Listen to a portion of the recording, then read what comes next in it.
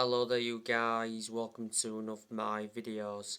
According to Sky Sports News, Manchester United have now entered the race for Antonio Rudiger. Rudiger has reportedly rejected a contract offer from Chelsea.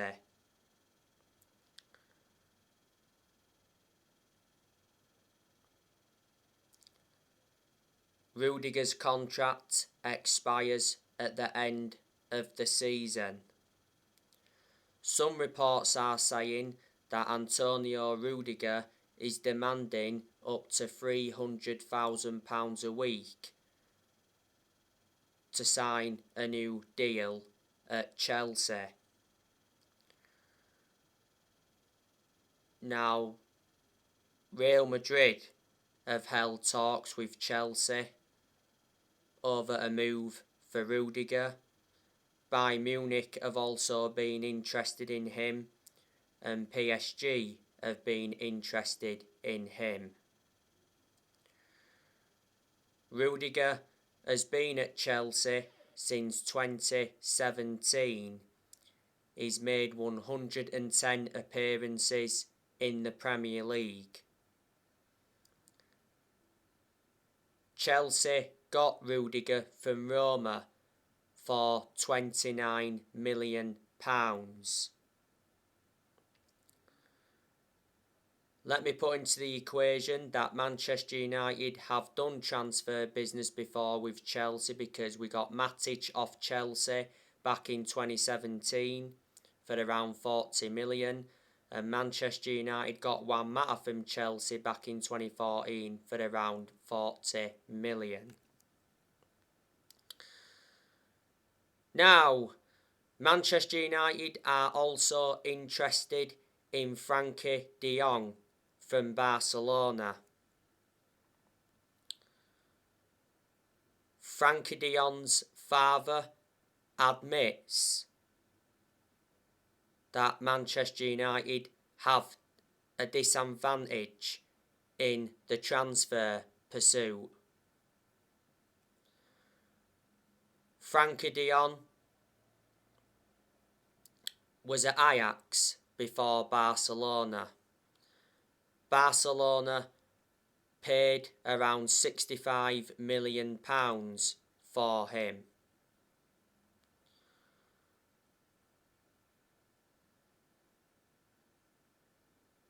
Now, Ralph Rangnick has been given a £100 million transfer budget for January. He can get quite a few players out of that. I said Rangnick needs to heavily invest if he is to succeed as Manchester United manager. Prior to the Norwich game, ESPN said that Rangnick has a midfield plan at Manchester United. It said Calvin Phillips, Jude Bellingham and Amadou Haidara are key targets, and Rangnick told bosses at Man United that their midfield is weak in his interview for the job.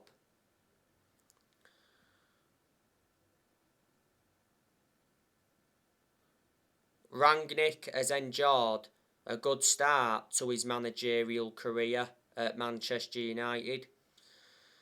So far, he's unbeaten, and reflecting on the win against Norwich last weekend, that's back-to-back wins in the Premier League for Rangnick.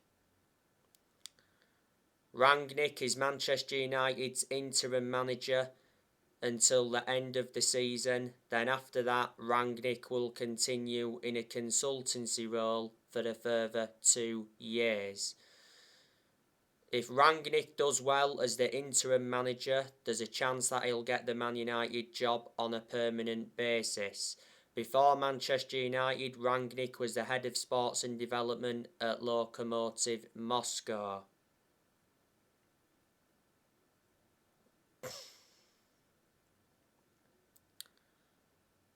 Now, Manchester United's game against Brighton at the weekend is likely to be postponed, as Brighton confirmed a COVID-19 outbreak.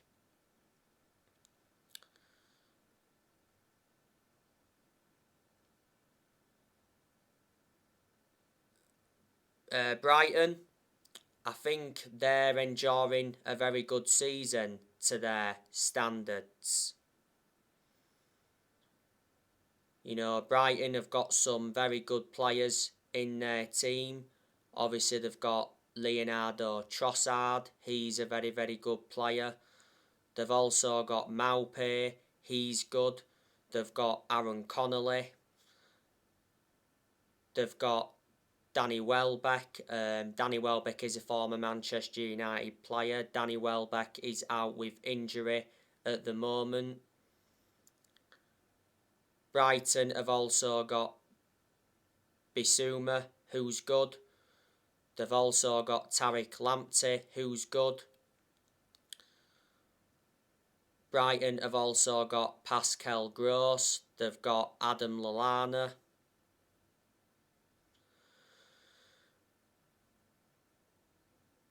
Adam Lallana's out with injury at the moment. Adam Lallana is a former Liverpool player.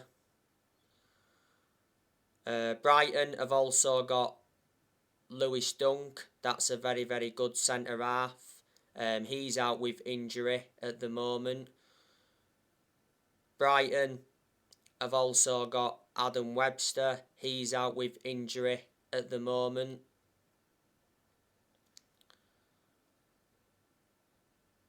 Brighton have also got Shane Duffy. They've got Daniel Byrne.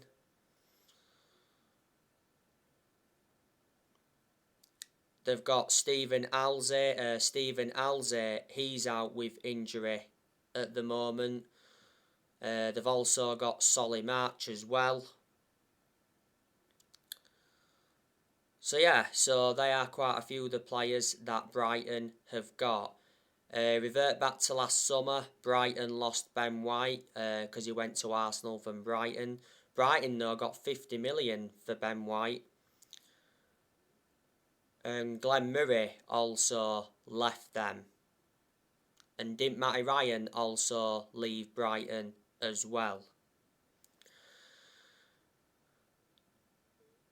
Brighton's manager is Graham Potter. He's been in charge of Brighton for over 2.5 years now. Before Brighton, he managed Swansea and Östersund.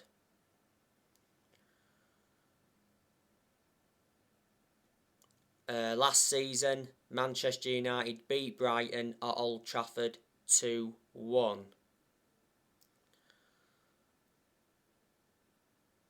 You know, I won't be happy if this game against Brighton gets postponed. But obviously, safety is more important than a game of football. I'll put that into the equation. Now, as you all know, last night, the Premier League confirmed that Manchester United's game against Brentford has been postponed due to a COVID-19 outbreak at Manchester United. Manchester United shut their Carrington training ground.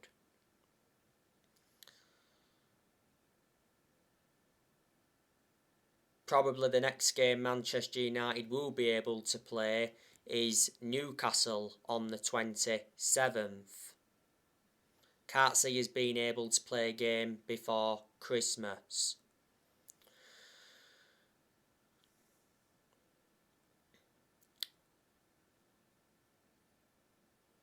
But anyway, I can assure at the end of the season that Manchester United will get a permanent manager. And there's been quite a few names linked with a permanent role at Man United. Obviously, Erik ten Hag has been spoken about.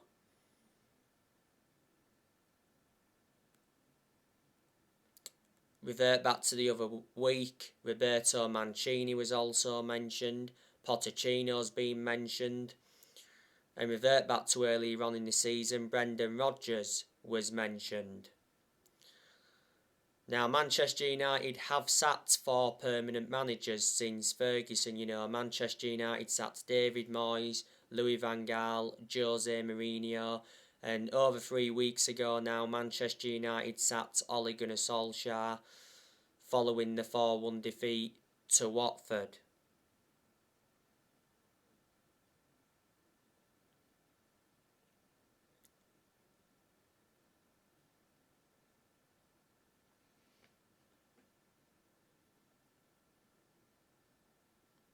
Solskjaer was Manchester United manager for almost 3 years. After Solskjaer got sacked, he gave a farewell interview, and he got emotional in that farewell interview, which of course is understandable because Solskjaer adores the club and Solskjaer was part of the club for a long time. Like I said, he was Manchester United manager for almost 3 years and he was a United player for 11 years, so that's almost 14 years in total. Despite Manchester United sacking Solskjaer, all United fans still adore him and they're still chanting his name because obviously Solskjaer is a legend of the club and he always will be a legend of the club. Manchester United paid Solskjaer around $7.5 million because revert back to last summer, he signed a 3-year contract with an option of a further year. Manchester United should have never give him that contract because we knew for a long time that Solskjaer wasn't the long-term manager for Man United. But revert back to the last few months of Ole Gunnar Solskjaer's managerial tenure. The performances were terrible and the results were very, very bad as well as the performances.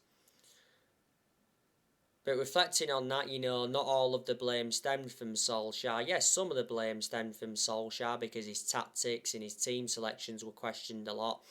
But there was also players that had to take responsibility for those poor performances as well. Solskjaer has no proven pedigree as a manager. Obviously, the clubs he's managed in his managerial career, of course, he managed Cardiff. His record at Cardiff was terrible. The reason he got sacked from Cardiff is because he got them relegated. Don't forget, at one point he managed Man United's reserve team for a couple of years. He also endured 2 spells at Molde.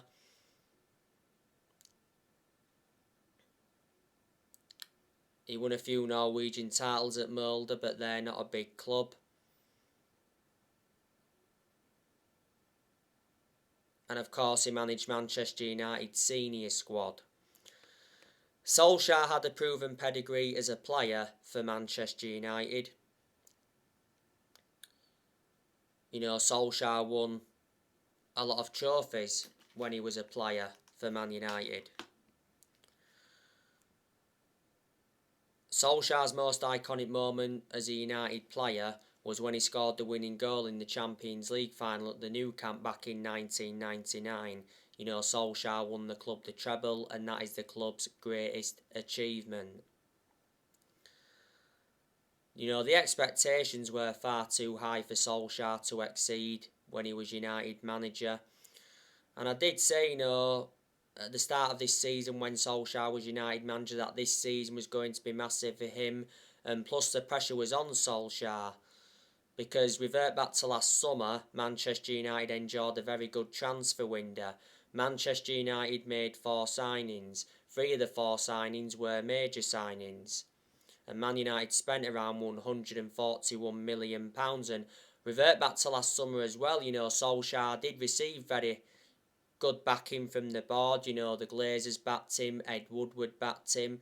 I'm sure Ed Woodward's leaving Man United at the end of the year because revert back to April. It got announced that Woodward will be leaving. That's when that European Super League came into the equation. But earlier on this season it did say that Ed Woodward was in talks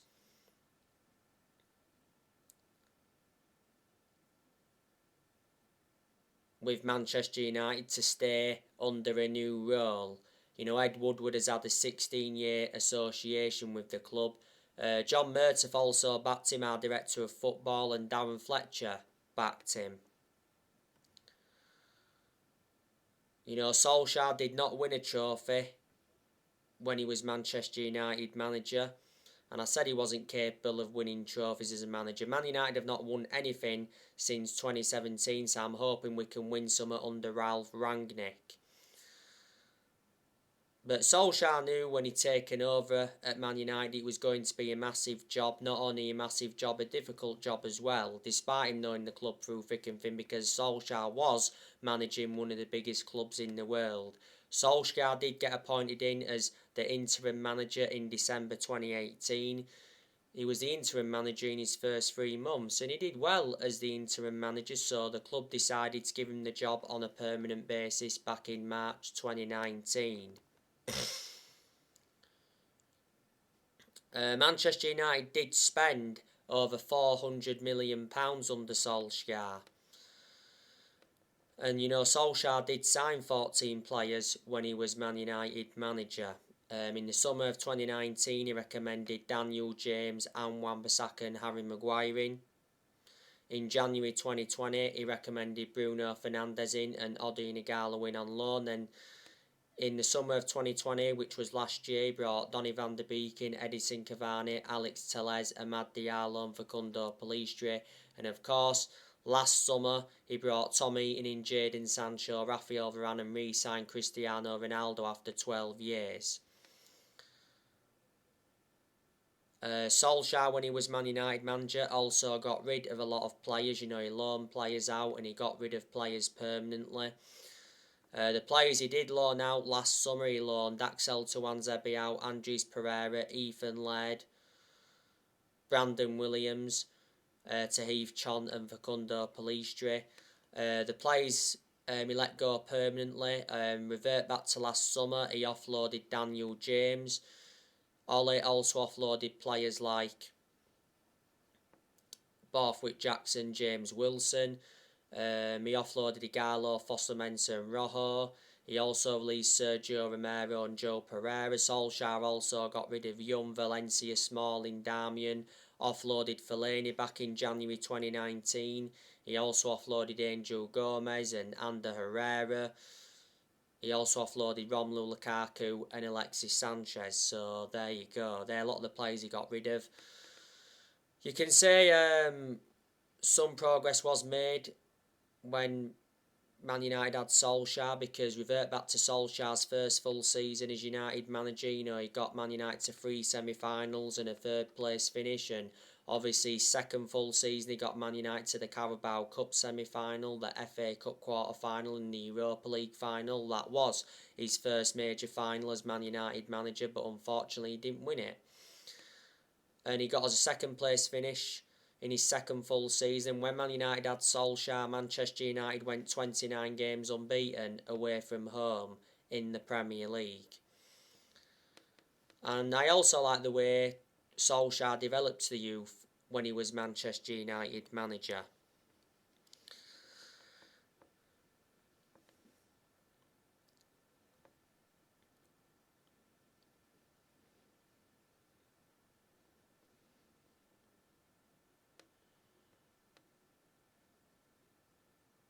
Now, next year, Ralph Rangnick is going to offload players.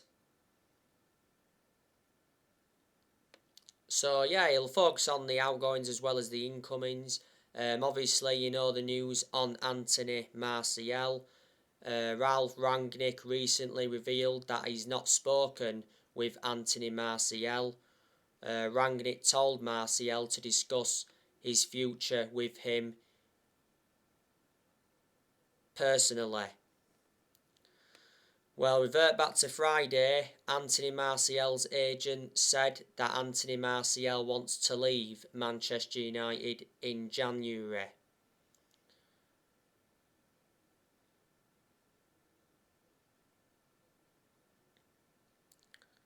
You know, Martial's obviously demanding more game time.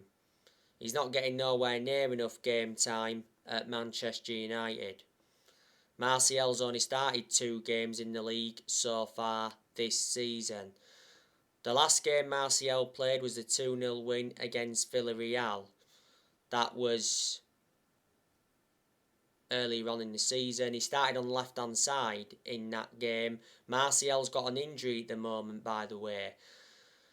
Martial's only enjoyed 1 good season at Man United. That was his debut season under Louis van Gaal. You know, Martial's been at Manchester United for 6.5 years now.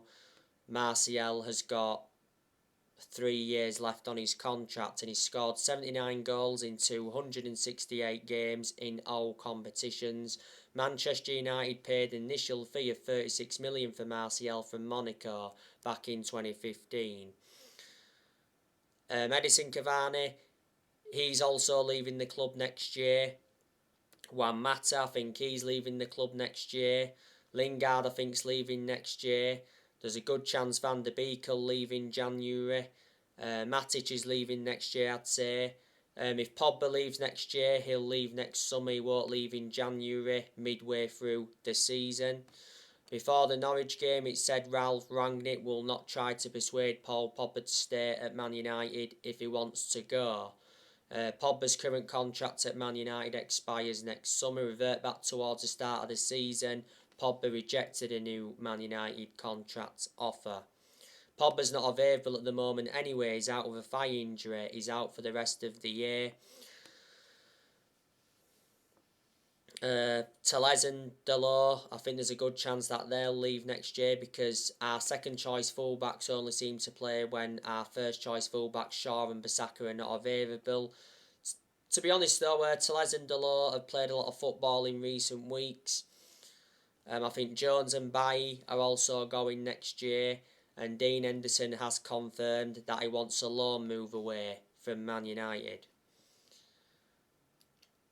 He doesn't really get in goal now because revert back to last summer, De Gea reclaimed the number 1 spot back. Henderson's made 2 appearances so far this season. So anyway guys, that's everything to update you with. Drop your comments, likes below on the channel if you do consider subscribe as always, and take care. God bless. See you all again very, very soon.